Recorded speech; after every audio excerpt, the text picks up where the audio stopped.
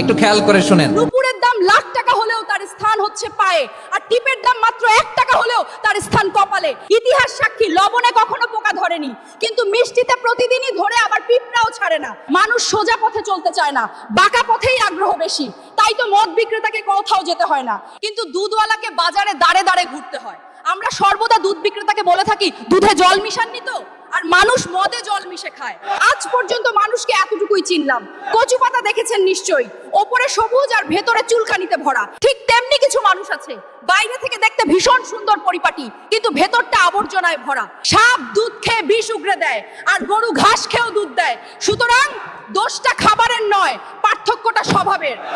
নিজের যোগ্যতা নিয়ে কখনো অহংকার করবেন না। মনে রাখবেন, পাথর কিন্তু নিজের ওজনের জন্য জলে ডুবে যায়। কি আজব দুনিয়া জানেন? যার চোখে ঘুম আসে তার কাছে ভালো বিছানা নেই, আর যার কাছে ভালো বিছানা আছে তার চোখে ঘুম নেই। যার মনে দয়া আছে তার কাছে দেওয়ার মতো কিচ্ছু নেই, আর যার কাছে দেওয়ার অনেক কিছু আছে তার দেওয়ার মতো মনটাই নেই। এটাই